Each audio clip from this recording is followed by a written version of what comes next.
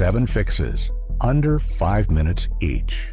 Stuff already sitting in your kitchen or garage right now. Stick around, because number 1 on this list has saved people an actual repair bill, not just an inconvenience. Let's get into the one everyone blames on something dying in the car.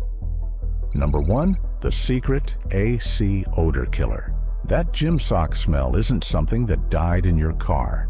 It's mold growing where you can't see it, deep in the AC system, around the evaporator, in a spot that never fully dries out between drives. Every time the fan kicks on, air moves across that damp surface and carries the smell straight into the cabin. Here's the fix. Find the fresh air intake vents at the base of your windshield, near the wiper arms.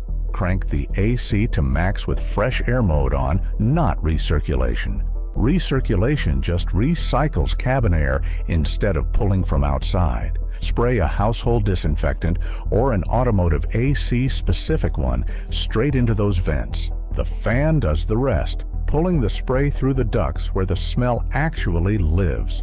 Crack the windows while you work so the cabin can air out as it works through the system. A dirty cabin air filter often makes this worse, so check that too while you're in there. It's usually a 5-minute swap. If the smell keeps coming back after this, you're probably dealing with a clogged evaporator drain or heavier mold buildup deeper in the system. That's a real repair for a technician, not a spray bottle problem you can solve from the driver's seat. The next fix looks even stranger than spraying disinfectant into a vent, and it involves the last thing you'd expect to find under a hood. Number 2, clean battery corrosion with cola. Pop the hood. See that white, chalky, sometimes bluish crust on the battery terminals? That's corrosion, and it's not just cosmetic. It weakens the electrical connection enough to cause dim lights, weak starts, and charging issues that get misdiagnosed as a dying alternator more often than you'd think. Engine off first. Gloves and eye protection on. Pour a small amount of regular cola directly onto the corroded terminal and let the acid work for about 2 minutes. Scrub with an old toothbrush, rinse thoroughly with clean water, and dry the terminals completely before closing the hood.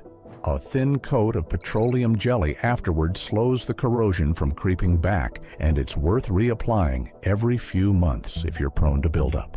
One catch: this is a patch, not a permanent solution. Commercial battery cleaners exist for a reason, and leftover sugar residue turns sticky fast if you don't rinse it all the way off.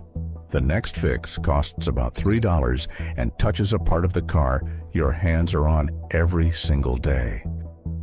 Number 3, the $3 steering wheel rescuer. Years of sun, heat, and hand oils dry a steering wheel out the same way a leather jacket cracks at the elbows. It starts feeling rough under your palms, then stiff, then eventually cracked in the spots you grip most.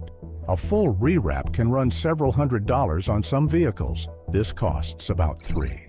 Put a small dab of petroleum jelly on a clean microfiber cloth, barely enough to see on the fabric. Work it into the dry patches in slow circles and give it a full minute to actually soak in, rather than just sitting on the surface.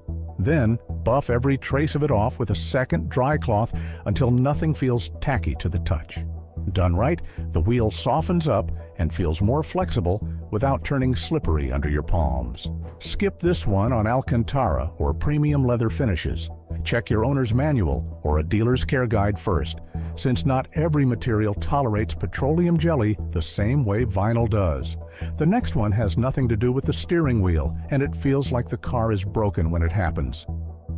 Number 4, window glitch? Fix it in 6 seconds. Power window stuck halfway. One